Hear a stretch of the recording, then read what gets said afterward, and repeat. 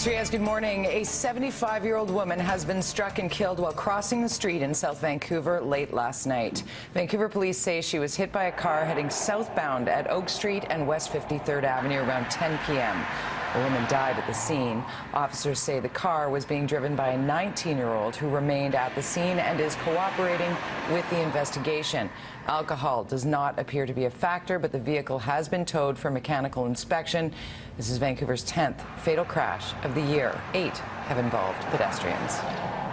A huge cleanup effort is underway north of Pemberton after flooding and landslides washed out several roads.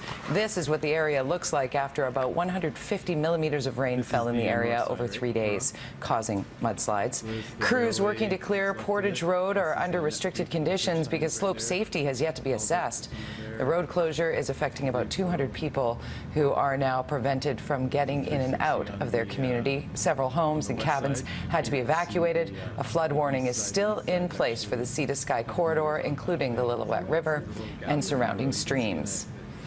Cooler temperatures and much needed rainfall could soon see Metro Vancouver lift water restrictions around the region.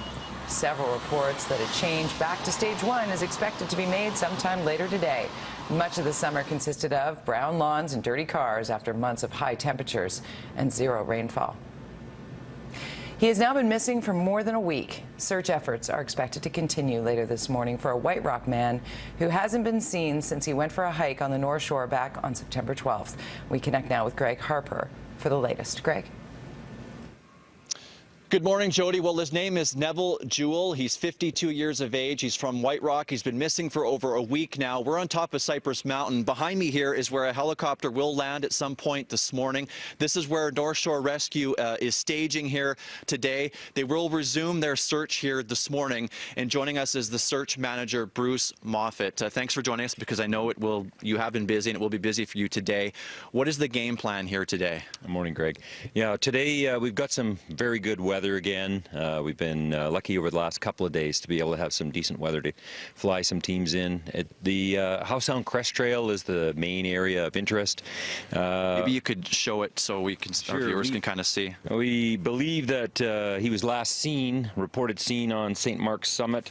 He had also texted someone that he was on the Lions on September the 12th. He was exhausted at that point in time, about 2 in the afternoon.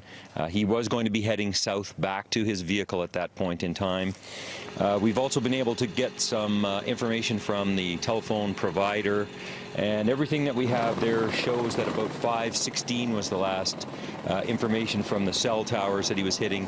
So we're going to concentrate our efforts south of Mount Unnecessary down to St. Mark's Summit, and where the cell pings were, we'll be actually going into the watershed today with several field teams, and we'll be doing some air searching on this side, and we'll do some sweeping of the cliffs on the west side as well. I know that North Shore Rescue has been quite active on social media. You've been posting information and pictures as well. Yep. You did find a shelter and also some gear. Have you been able to connect that to him?